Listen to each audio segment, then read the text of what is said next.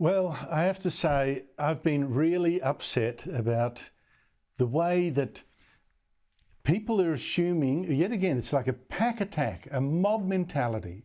Here we have the mob saying that man accused of raping Brittany Higgins is guilty. Even before there's a court hearing, even before, he actually pleads not guilty and faces court in June.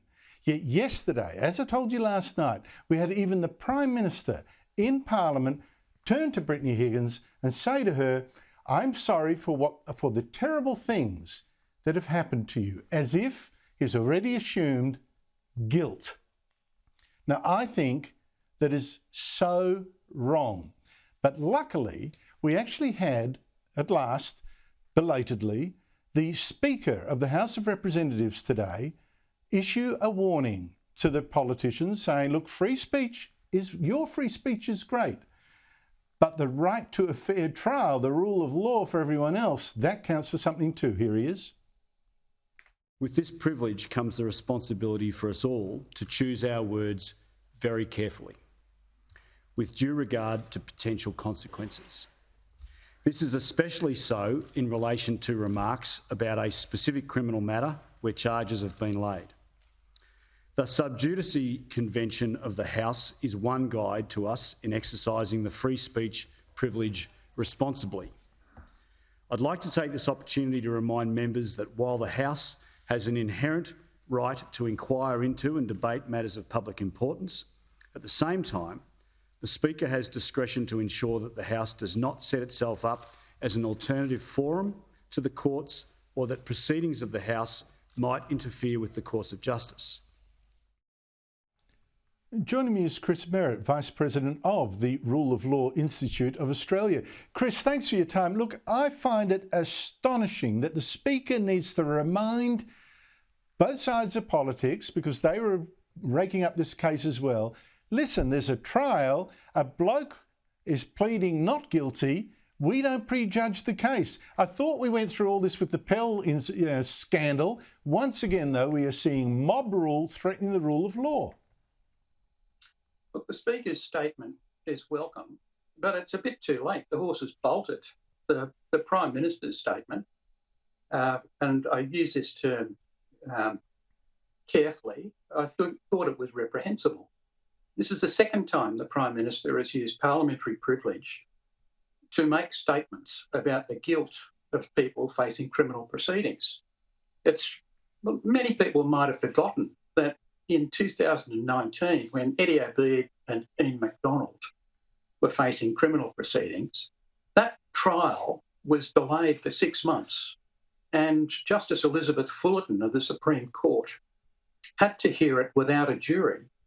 And the reason, in her judgment, she severely criticised the Prime Minister and former Premier Gladys Berejiklian.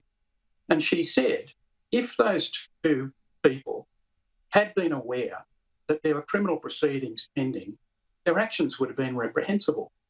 Now, consider the Prime Minister's statement yesterday.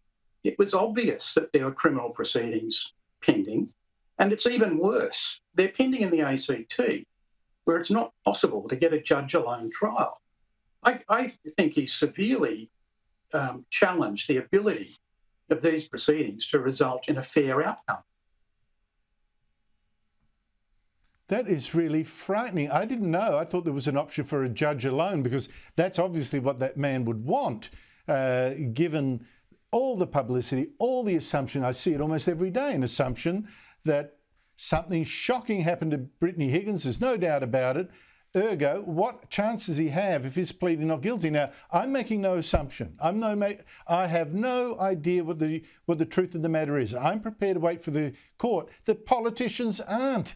What chance do you think now that he will and can get a fair trial? What's going to happen? Zero, I think. I think it's pretty obvious that this incredibly important criminal case, if it goes ahead without with a jury, and unless the law changes, it will go ahead with a jury, there's very little chance of a fair outcome. When you look at the massive amount of prejudicial pre-trial publicity It's on a par with the amount of prejudicial pre-trial publicity that prompted Justice Fullerton in New South Wales to go ahead without a jury. Two things need to happen. Yep. There needs to be a stay, for starters. It can't go ahead in the near future. The case must be stopped. And the other thing that needs to happen is the ACT government needs to urgently look at the Supreme Court Act and reconsider legislation that makes it impossible for this sort of trial on this sort of matter to go ahead with a judge alone. A judge needs to be able to sit on this case without a jury. Chris, you make a very good point, but on that first one, if there's a delay, to try and clear the air, let passions cool before there's a trial, justice delayed is justice denied. I mean, this is the thing. Both sides can't be happy with the delay. I just think this whole thing it's just disgusting. Basically, the right to a fair trial by an accused man on very serious charges being thrown under a bus just to get the politician out of trouble. I just think this is sick. Chris Merritt, thank you so much for your time.